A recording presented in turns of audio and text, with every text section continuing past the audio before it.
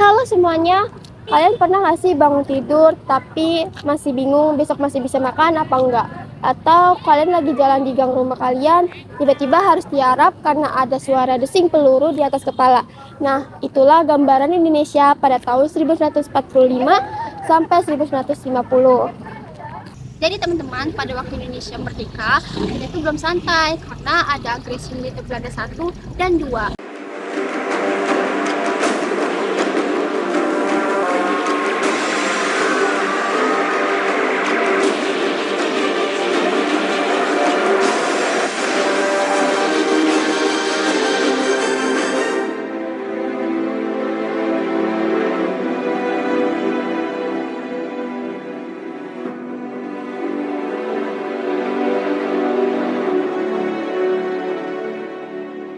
Di agresi pertama, bangsa Indonesia harus berjuang melalui front diplomasi seperti perjanjian Gaddafi dan Denville.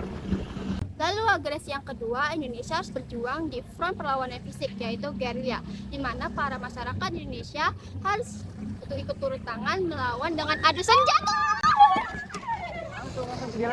Tiga. Intinya pada saat itu Indonesia masih coba-coba mencari sistem yang pas, dan pada akhirnya demokrasi liberal dipakai menjadi sistem setelah KMB 1949.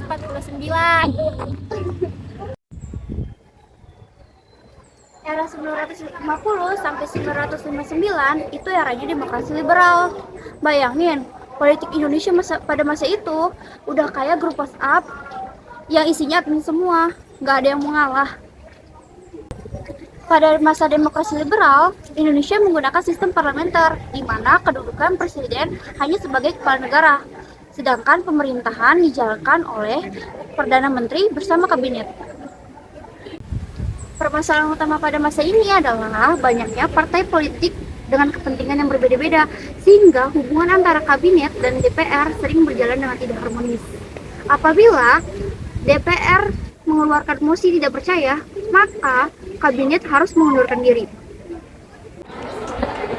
Akibatnya, dalam kurun waktu sekitar 9 tahun, Indonesia mengalami 7 kali perubahan kabinet. Kondisi ini disebut dengan kabinet bongkar pasang. Untuk mengatasi keadaan tersebut, pemerintah menyelenggarakan pemilu tahun 1955. Pemilu ini merupakan pemilu pertama di Indonesia dan dilaksanakan secara demokratis untuk memilih anggota DPR dan Dewan Konstitusi.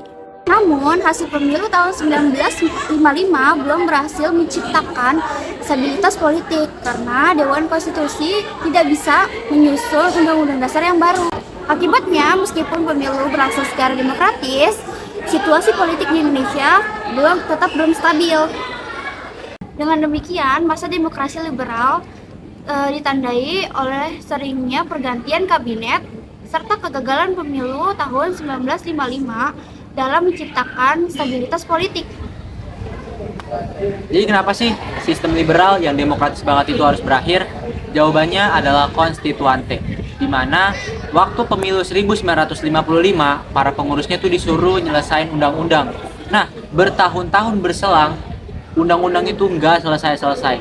Padahal di luar sana, di daerah-daerah udah banyak yang mendesak bahkan berontak tentang bagaimana penjelasannya. Bahkan di ruang berasnya mereka pun masih membahas ini negara mau jadi negara Islam apa jadi negara demokrasi sih, Pancasila.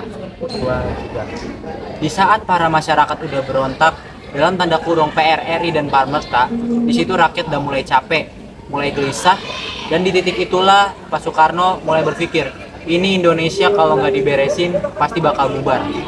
Nah, akhirnya pada tanggal 5 Juli 1959, Pak Presiden Insinyur Soekarno ngambil langkah ekstrim banget, yaitu dekret presiden, yaitu di mana sistem konstituante dihilangkan dan juga balik lagi ke Undang-Undang Dasar 1945 dan sistem parlementer dihapus.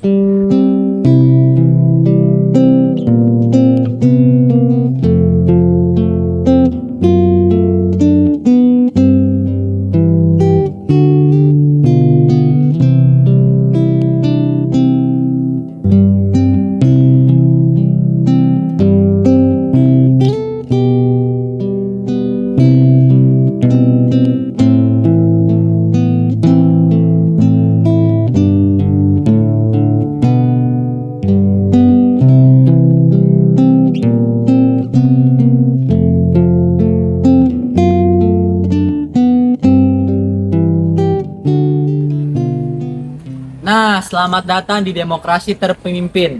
Namanya doang demokrasi, tapi keputusan hanya dipegang oleh satu orang, yaitu Presiden Soekarno sendiri. Perdana Menteri, udah nggak ada campur tangan.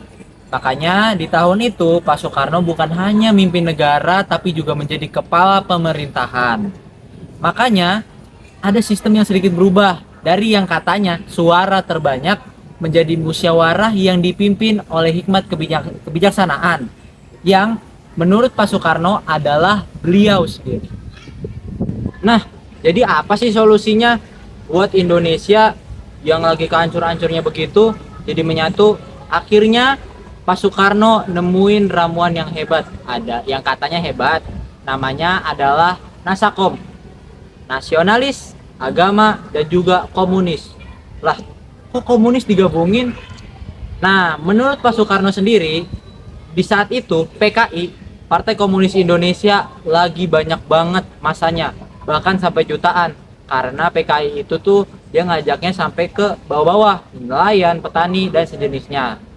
Dan daripada si komunis itu rusuh, Pak Soekarno ngide, daripada dia rusuh, pada memberontak, mending gua ajak aja, asal mereka nurut sama revolusi, dan juga kepala revolusi, yaitu adalah Bung Karno sendiri. Padahal tidak, Pancasila itu sebetulnya tidak anti kom. Kom dalam arti ideologi sosial untuk mendatangkan di sini satu masyarakat sosialistis. Kalau dikatakan ya aku Pancasila, tetapi dalam artinya anti masa komnya ini,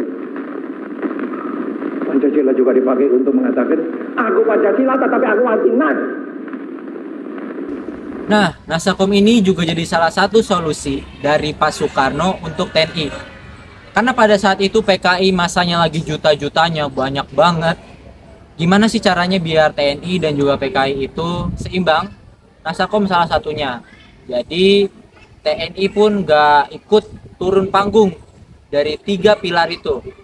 Nasionalis ada, komunis ada, agama pun ada. Di saat itu pun politik tuh sampai kayak bikin kita lupa perut. Indonesia pada tahun itu lagi gila-gilanya bangun mercusuar dan bangunan-bangunan mewah. Katanya sih buat pamer sama negara luar betapa megahnya Indonesia. Bahkan sampai bikin konfrontasi buat lawan Malaysia.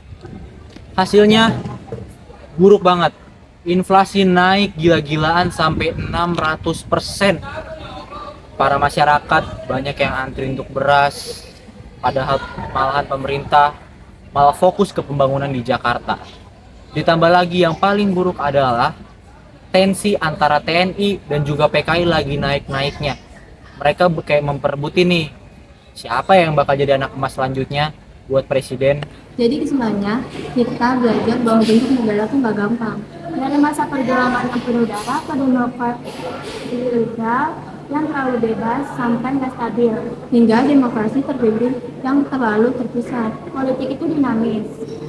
Nasakom adalah usaha besar untuk persatuan, tapi juga menyimpan bom waktu yang akan meledak di tahun 1965.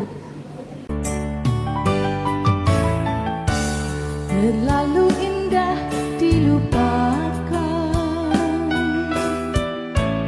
terlalu sedih dikenangkan. Setelah aku jauh berjalan dan ku tinggalkan. Kalau kita refleksi sekarang, kita harus lebih bersyukur. Kita punya demokrasi yang stabil hari ini karena belajar dari kegagalan masa lalu. Nasakom ngajarin kita kalau persatuan gak bisa dipaksain secara formal aja, tapi harus tumbuh dari rasa saling menghargai. Sejarah bukan untuk dihafal tahunnya, tapi buat dipelajari polanya. Biar kita nggak jatuh di lubang yang sama 2 kali. Saya Cahya, saya Laura, pamit merdeka!